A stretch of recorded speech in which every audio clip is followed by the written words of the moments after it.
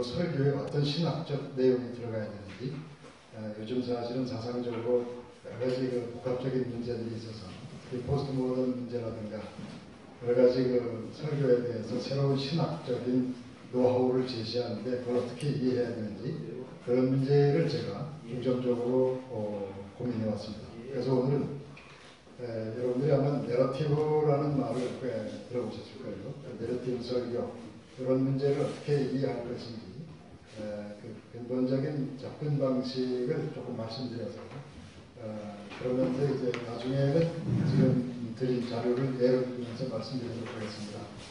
여러분들 내러티브라고 할 때 내러티브 이렇게 그렇게 어렵게 생각하지 말고 그냥 이제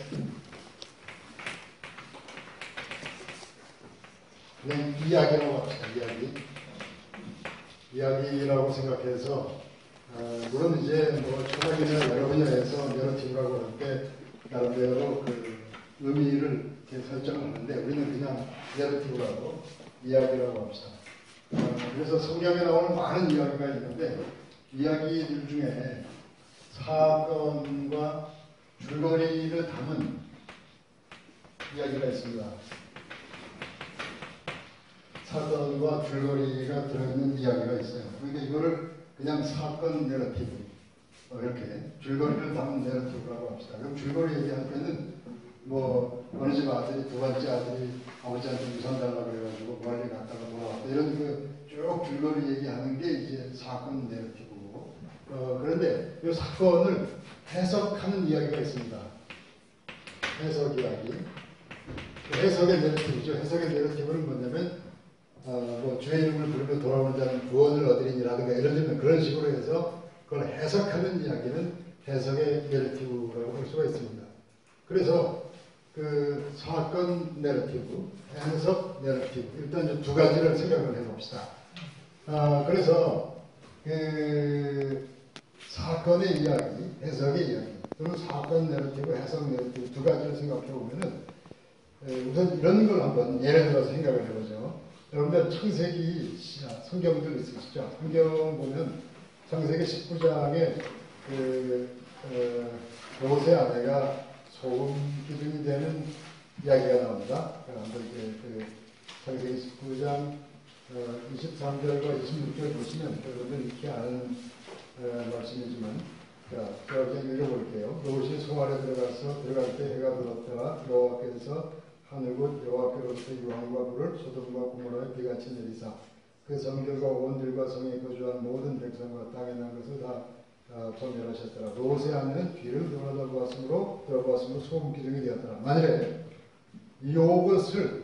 이걸 하나의 줄거리를 가진 사건 내러티브라고 할 때 이것에 대응하는 해석의 내러티브는 어떤 것일 거냐 이렇게 생각을 할 때 여러 가지 생각할 수가 있어요. 여러분들 한번 떠올려 보십시오. 이것에 대한 해석의 내러티브, 한 문장이라든가 한 절로 된 해석에 관한 이야기가 있다면 그걸 이런 게 대표적이죠. 예를 들면 그 누가복음 9장 62절에 보면은 쟁기를 잡고 뒤를 돌아보는 자는 하나님을 합당치 아니하니라 이런 말씀이 아주 이것의 해석에 해당이 되죠. 근데 그게 뭐 그 해석이 가장 정확하다 이렇게 말하기는 어렵지만 해석의 내러티브에 적합한 거라고 볼 수가 있어요. 그래서 이 모든 게 이 해석의 내러티브로 다 100% 된 건 아니지만 어쨌든 간에 인생 광야에서 신앙생활할 때 뒤돌아보지 마라. 이런 것이 해석에 초점이 되고 그것과 관련된 말씀의 사건 내러티브는 그 롯의 아내가 뒤돌아봐서 소금 기둥이 되는 것이 될 거고 그에 대해서 단적인 그 해석의 내러티브로 나온 것은 누가복음 9장 62절 쟁기를 잡고 뒤로 돌아보는 자는 하나님을 합당치 못하니라. 그러니까 만일에 그 롯의 아내가 소금 기둥이 된 그 사건 줄거리를 제시해서 본문으로 제시해서 성경으로 하여금 성경을 해석하게 하라 하면은 그 누가복음 9장 62절을 끌어올 수가 있겠죠. 그러니까 그런 의미에서 사건 내러티브와 해석의 내러티브가 쌍을 이루면서 가도록 일단은 설교문을 신학적으로 가져가는 게 이제 견고하다고 볼 수가 있고 그런 식으로 또 하나를 한번 보죠. 또 하나를 보면 출애굽기 14장에 보시면 이것이 이제 홍해가 갈라져서 바다를 건너오는 구원의 이야기인데 출애굽기 14장의 21절부터 보시면 14장 21절부터 모세가 바다 위로 손을 내밀매 여호와께서 큰 동풍이 밤새도록 바닷물을 물러가게 하시니 물이 갈라져 바다가 마른 땅이 된지라. 이스라엘 자손이 바다 가운데를 육지로 걸어가고 물은 그들의 좌우에 벽이 되니. 이렇게 해서 이스라엘 백성은 그 가운데 길을 건너서 구원을 얻었고 애굽 백성들은 그 가운데서 심판의 죽음을 당했는데, 이 생각지 않게 홍해 바다 한가운데로 그 구원의 길이 열렸다는 요 사건 줄거리 이야기죠. 줄거리 내러티브인데 요것을 해석에 관한 내러티브는 여러 가지가 있을 수 있어요. 근데 이제 제가 하나 제시하는 그 시편 77편 19절에 보시면 시편 77편 19절이 뭐냐면 주의 길이 바다에 있었고 주의 모든 길이 큰 물에 있었으나 주의 반주할 알 수 없었나이다. 그러니까 구원의 길이 바다에 있었다. 바다는 원래 길이 없는 데죠. 그러니까 우리가 보기에 길이 없는 곳에 길이 있는 것이 하나님의 구원의 방식이다. 이게 해석의 내러티브에 해당돼요. 그러니까 우리가 이제 성서적으로 설교를 만들어 갈 때 이런 사건 이야기하고 해석 이야기를 이렇게 쫙 찢는 문제, 이게 이제 습관화돼서 항상 주석을 보든 뭘 보든 그런 걸 보는 눈이 있어야 될 텐데, 문제는 뭐죠? 그것의 객관성 같은 거죠. 그게 타당한가? 그 타당한가? 그걸 어떻게 봐야 되느냐? 그래서 이것이 사적으로 개인적인 주관적 신앙화될 가능성이 있긴 하지만, 그래도 큰 틀에서 어느 정도 우리가 성경을 아는 사람들은 인정할 수 있는 타당한 범위가 있는데, 이런 걸 한번 생각을 해봅시다. 출애굽기 2장에 11절부터 15절까지 보면은 이제 모세가 돌아서는, 출애굽기 2장 11절부터 15절까지가 뭐냐면 모세가 애굽의 감독관을 쳐 죽임으로써 더 이상 애굽의 그 왕실에 남아있을 수 없고 그가 돌아서야 되는, 그렇다고 해서 히브리 사람들이 그걸 받아들인 건 아니고 그러면서 광야로 가야 하는, 그래서 모세의 그 일생의 회심이라고 말하기는 좀 그렇고 대전환점이죠. 모세의 인생에 대해서. 그런 모세가 돌아선 그런 거에 대해서, 그런 점에 대해서 성경이 해석하는 게 있어요. 성경에서 해석하는 것 중에 두 가지를 성경적으로 신약에서 그 모세의 돌아선 사건을 해석하는 경우가 두 가지를 볼 수 있는데, 먼저는 사도행전 7장의 35절을 한번 보시죠. 사도행전 7장의 35절 보시면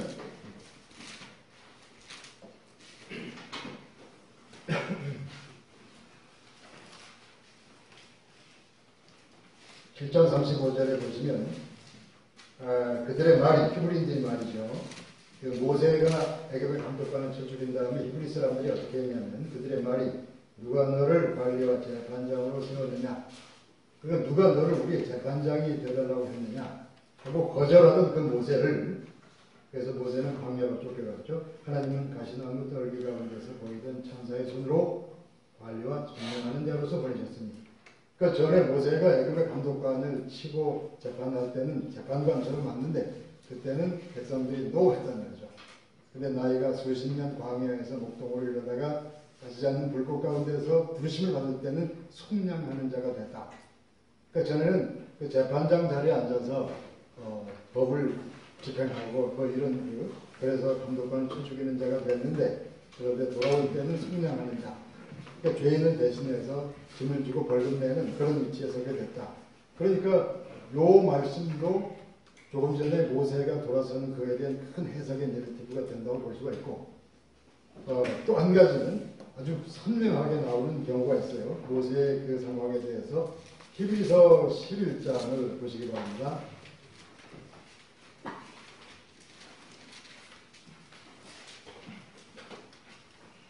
히브리서 11장, 거기에 그 24절부터 26절까지 제가 읽어볼게요. 믿음으로 모세는 장성하여 바로의 공주의 아들이라 칭함받기를 거절하고 도리어 하나님의 백성과 함께 고난받기를 잠시 죄악의 낙을 누리는 것보다 더 좋아하고 그리스도를 위하여 받는 수모를 애굽의 모든 부하보다 더 큰 재물로 여겼으니 이는 창조주를 바라봅니다. 이걸 보면은 모세가 어쨌든 간에 이런저런 그 인간적인 측면도 내고 있는 사실이지만 전반적으로 모세가 믿음의 길을 선택했다는 그런 식으로 해석을 하고 있어요. 그러니까 조금 전에 나온 사도행전도 그 출애굽기 말씀에 대한 해석의 내러티브가 될 것이고 이것도 해석의 내러티브가 되겠죠. 그러니까 성경 안에 그 사건 이야기를 해석하는 내러티브가 동시에 여기저기 나와 있고 물론 선명하게 이거다 하는 경우는 많지 않지만 전통적인 주석들은 그걸 제시하고 있어요. 그렇기 때문에 저도 이제 신학 공부하고 이럴 때는 좀 진보적이고 학문적인 주석을 선호할 때가 있었는데 좀 시간이 지나면서 그럴 필요 없이 오래 쓰임받은 전통적 주석을 참고해서 그 오래된 사건 이야기에 대해서 해석의 내러티브가 이렇게 짝지어다는 게 있죠. 초대교회로부터. 그런 것들이 기독교 전통이 아주 중요하다고 생각이 돼요. 그래서 여러분들께서 그 내러티브로 설교하고 할 때 그 핵심은 이런 거예요. 그래서 그 내러티브가 약간 그 좌파적으로 쓰일 때도 있는데 우리가 그런 것들을 조금 우리에게 필요한 대로 해석을 해서 쓴다면 이런 것이 골자가 돼서 성경 여러 가지 줄거리 이야기, 그 다음에 그걸 해석하는 이야기 이 두 가지를 쌍을 지어서 우리가 활용하는 방식으로 그래서 줄거리 지닌 사건 이야기를 전하면서 사건 내의 내러티브를 전하면서 그에 관련된 해석의 내러티브를 동시에 제시하는 그런 방식으로 이렇게 이어가는 식으로 그게 성경적 설교의 근간이 된다고 볼 수가 있습니다. 자 그러면 그 내러티브 얘기를 했는데 내러티브 이야기라고 할 때 만일 설교해서 우리가 그냥 간단히 얘기해서 서론, 본론, 결론 이렇게 맺는다고 합시다. 서론, 본론, 결론이라고 맺는다고 하면 지금 나에게 필요한 어떤 그 메시지 지금 우리에게 주어진 과제, 삶의 이야기, 예를 들어서 먹고 살기 힘든 이야기가 있으면 그걸 이런 지금 나에게 주어진 내러티브가 있다고 하면 구약 성경에도 그와 관련된 어떤 내러티브가 있겠죠. 뭐 문둥이가 뭐 이왕 죽을 거 앞으로 가자 했더니 뭐 이렇게 적군이 물러가서 갑자기 엄청난 뭐가 생겼다라든가 예수님께서 광야에서 오병이어로 뭐 몇천 명을 먹였다든가 이런 이야기들이 많이 있는데 그 많은 이야기들 중에서 구약 성경과 모든 이야기들이 이 내러티브주의 복수에 해당하겠죠. 근데 이 모든 것이 결국은 뭘 지향하냐면 예수님의 내러티브를 향하고 있단 말이에요. 그러니까 최종적 결론은 여기서 지어져야 되겠죠. 그래서 제가 여기서 구분한 건 뭐냐면 우리가 이야기들이라고 할 때도 이야기 그리고 이야기들 요거는 예수 그리스도에 관련된 거 요거는 구약과 신약의 많은 이야기들 그러니까 최종적인 성경적으로 최종적으로 중심에 있어서 결정해야 되는 건 예수 그리스도의 대문자 내러티브가 되게 해야 되겠죠. 그 다음에 이 모든 성경의 작은 이런 이야기들이 요걸 지향하게 해야 되고 그리고 내가 가지고 있는 그 지금 필요로 하는 상황 이야기들은 요걸 만나고 통과하는 사이에 신앙적 결론으로 가야 되겠죠. 이런 식으로 이제 짧게 만들어 간다면 지금 우리에게 필요한 어떤 물질 문제다. 이건 지금 나에게 필요한 이야기. 그것과 관련해서 메시지를 전하려고 한다는 서론적인 결론. 이걸 가지고 구약 성경에 들어가서 이것저것 봤더니 어쨌든 뭐 문둥이 이야기라든가 여러 가지 뭐 엘리사 이야기 이런 이야기가 나왔는데 구약 얘기도 거치고 그 다음에 예수 그리스도에 와서 큰 내러티브를 만나면서 최종적인 본론에서의 신학적 결론을 끄집어낸다. 요걸 가지고서 결론으로 갈 때는 요 얘기를 간단히 요약을 하고 그 다음에 번면과 이렇게 총체적인 설교의 결론으로 가는 것이 일반적인 글의 틀로 가면 좋겠다는 거죠. 뭐 이건 뭐 꼭 설교만이 아니라 세상의 일반적인 글도 간단한 논리는 이런 구조이기 때문에 지금 여러분들이 기억하실 것은 그 대문자 내러티브라는 개념과 소문자의 복수 개념 성경이 많이 나온 구원에 관한 이야기도 결국은 그리스도의 이런 이야기를 지향한다고 볼 때 요 개념을 좀 구분하는 거. 요것이 지금 우선은 필요하고요. 그래서 다 아시는 얘기지만 요한복음 5장 39절이 그랬잖아요. 그 성경이 나에 대해서 증거하는 것이라. 예수님 자신의 해석의 내러티브라고 볼 수 있죠. 그래서 전체적으로 그렇기 때문에 어쨌든 모든 이야기가 궁극적으로 결론 지을 때는 이 대문자 내러티브로 볼 수 있도록. 물론 예수님 얘기 안 하고 구약성경 본문만 가지고도 설교 결론을 짓죠. 뭐 그건 얼마든지 가능한데 일반적인 틀로 볼 때는 이런 내러티브가 작은 소문자 내러티브. 그리고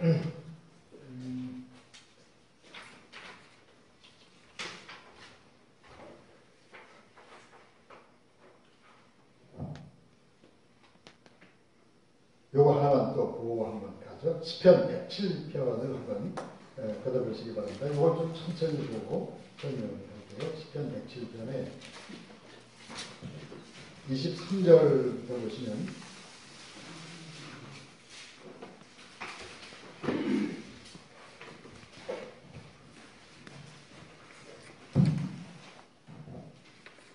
어, 23절부터 여기에 30절까지 여러분 교독해보죠. 제가 저기 둘째 목사님 앞에 두고 제가 비빙하면서 교독하니까 기분이 괜찮네요. 제가 23절부터 배들을 바다에 띄우며 큰 물에서 일을 하는 자는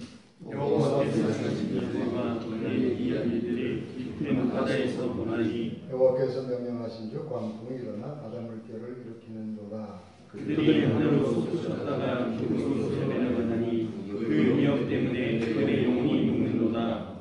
그들이 이리저리 구름에 취한 자같이 비틀거리니 그들의 모든 지각이 성전 속에 빠지는도다. 이에 그들이 고통 때문에 여호와께 부르짖음에 그가 그들의 성에서 그들에게 말씀하시고 광풍을 고요하게 하사 물결도 잔잔하게 하시는도다. 그들이 광풍으로 말미암아 여호와께서 그들이 바라는 방으로 인도하시도다. 자, 여기에 이 부분만 좀 설명을 하겠습니다. 그 배들을 바다에 띄우며 큰 물에서 일하는 자, 그러니까 해상무역하고 사업하는 사람은 바다에서 하나님의 손길을 체험한다. 일단 이렇게 돼 있고, 그런데 이렇게 바다에서 사업하다가 광풍이 일어나서 물결을 일으키는 경우가 있어요. 그래서 배가 하늘로 솟구치고 다음에 영혼이 녹고 이리저리 굴고 혼돈에 빠지고, 그럴 때 우리가 일반적으로 가장 간단히 할 수 있는 게 28절에 고통 때문에 여호와께 부르짖고 또 그가 그들의 고통에서 인도해내시고, 그래서 열심히 기도하는 동안 하나님께서 그들을 고통에서 인도해내시고 29절 광풍을 고요하게 하사 물결도 잠잠케 하시는도다. 그렇게 한 다음에 그 다음에 중요합니다. 그래서 평온함으로 말미암아 기뻐하는 중에, 그래서 평온함으로 말미암아 기뻐하는 중에, 우리의 기도에 응답하셔서 감사하다고 기뻐하는 중에 선실의 창문을 열어봤더니 어느새 우리가 가야 될 항구가 생각보다 아주 일찍 와 있더라는 얘기예요. 그 밤새 불었던 그 폭풍이 우리를 깨뜨리는 폭풍이 아니라 오히려 더 빨리 항구로 몰아왔다는 그런 얘기예요. 그러니까 이것은 그 폭풍에 대한 목적론적 해석이라고 볼 수가 있어요. 우리가 모르는 목적이 있었다는 거예요. 만일에 그 단지 어려움과 기도와 응답 이렇게만 해석을 하면 원인 결과식으로 해서 인과론적 해석이라고 볼 수가 있는데, 우리가 생각지 않게 이 어렵긴 했지만 더 빨리 몰아갔다. 이거는 우리가 생각지 못한 하나님의 뜻이 있었다. 이건 목적론적 해석이죠. 그래서 그런 해석과 관련된 내러티브, 해석의 내러티브를 한번 보면, 자, 예레미야 애가의 3장 33절 한번 보십시오. 예레미야 애가의 3장 33절 보시면, 예레미야 애가 3장 32절 33절, 자, 여러분들 천천히 다 함께 두 절을 다 함께 읽어보겠습니다. 그가비로 근심하게 하시나 그의 분만하시라 하시나 그의 여기실 것입니다. 그 다음에 중요하죠. 주께서 인생으로 고생하게 하시며 고생시키는 게 본심이 아니고, 그걸 넘어서 하나님께서 뜻하시는 바가 있었다. 목적론적인 해석이죠. 그래서 이 해석의 내러티브와 이 사건 자체를 연결시키는 데 있어서 종말론적으로 연결시킬 수도 있겠고 또 다른 방향으로 연결시킬 수도 있겠고 그래서 우리가 성경을 연구하는 만큼 이런 그 짝짓기 그러니까 줄거리 이야기하고 해석 이야기를 짝짓게 만드는 해석은 점점 더 필요하고 공부하는 만큼 심도를 더할 것이라고 생각이 됩니다. 조금 전에 그 대문자 내러티브와 소문자 복수 말씀을 드렸는데 자 그러면 한번 소문자 내러티브와 대문자 내러티브를 한번 비교해보는 그런 경우를 생각해보죠. 예를 들면 창세기 12장 1절은 걷지 않아도 여러분들께서 잘 아실 거예요. 너는 모든 진짜 아버지를 떠나 내가 네게 지시한 땅으로 가라. 하나님께서 아브라함에게 주신 말씀이죠. 한번 그냥 생각해 봅시다. 그 아브라함, 그러니까 그 본토 친척 아버지를 떠나서 하나님께서 말씀하시는 땅으로 가면서 구원사가 시작이 되고 아브라함의 인생이 바뀌게 되는데 그걸 소문자 내러티브라고 할 때 예수 그리스도에게서 발견되는 대문자 내러티브에 대한 게 어떤 걸까 한번 생각을 해보세요. 그게 어떤 걸까? 어떤 말씀입니까? 본토 친척 아비집. 그러니까 의미상 좀 다를 수 있는데 본토 친척 아비집을 떠나면서 모든 게 시작이 됐다 하면 여러분들 나름대로 어떤 생각이 있겠지만 일반적으로는 빌립보서 2장 6절 7절 말씀을 생각할 수 있습니다. 그런 것은 하나님의 존재이시지만 하나님과 동등됨을 취할 것으로 여기지 아니하시고 자기를 위해서 내려왔다. 그러니까 그 구원의 역사를 시작하면서 스스로 어려운